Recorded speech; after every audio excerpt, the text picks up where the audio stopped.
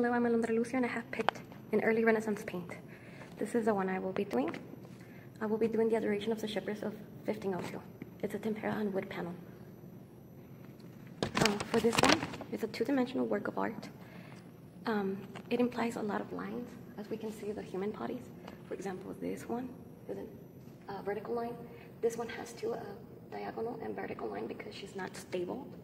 We also have this stick that is diagonal, implies a diagonal line for this one, a vertical line for this one, and a vertical line for this one.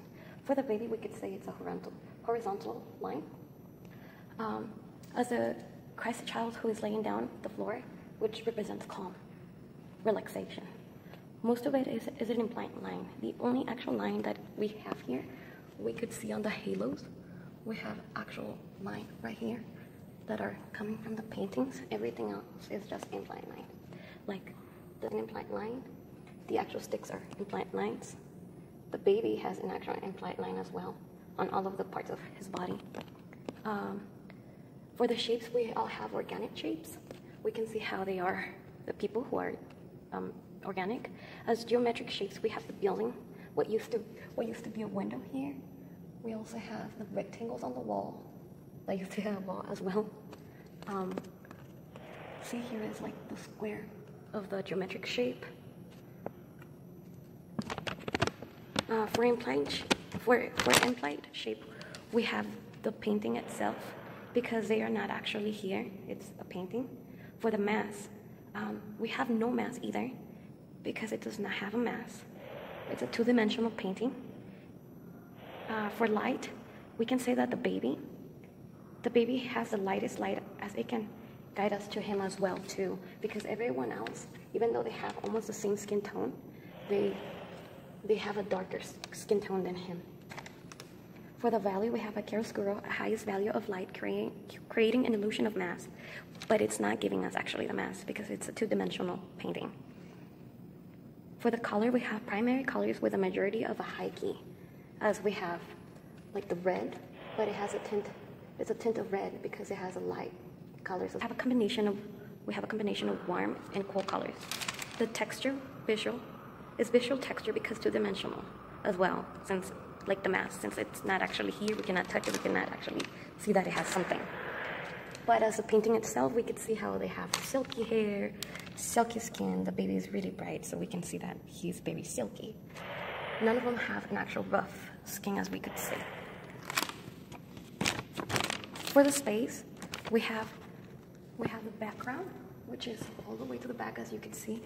The middle ground would be the middle where these people are standing, and the foreground would be the baby and part of the Mary's dress that is there. We also have overlapping technique, which would be as they cover each other. The baby is covering part of Mary's dress, so he's overlapping her dress. Mary is covering most of this guy, which she is overlapping him, and he is overlapping the wall, who is overlapping the landscape, and so on as well. The people from here are overlapping the wall that is overlapping the part of the building that is still somewhere there, as you can see. And from that, the landscape is giving us the mountain, which is over the last of the overlapping too. For the vanishing point, we have the mountain, basically, because if you follow the parallel lines from the building, we have these two parallel lines that is leading us to the mountain. So basically, this little part right here is giving us a vanishing point. There you go. There is atmospheric perspective because, as you can see, the mountain loses detailed over here. If not, we would see how rocky it is and if it has any vegetation in here, but it's just giving us very light of detail. And with the baby that it's on the foreground, we could see how he is very detailed. We can see clearly his eyes, the way he is expressing his face, and the way he has his body. For movement, we don't see any curved lines for a big motion, but we do have a diagonal lines implying that they are not stable as they are praying. For example, here, Mary is in a diagonal line. She has a diagonal line right here as she is kneeling down to pray, as well as this guy too. He has a diagonal line here, praying. His arms are not stable either. So that's the only movement we have, but they're not actually really moving, as you can see. For visual weight, we could say that the baby, it's the lightest, because he has basically no color. He's on neutral colors, and everyone else has their own color by their skin, by their clothes. The heaviest from all of them, we could say it's Mary and this guy, because they have darker colors, and darker colors lead us to thinking they are heavier. For the focal point, we have baby Jesus. The baby Jesus everyone is leading us to baby Jesus as directional forces.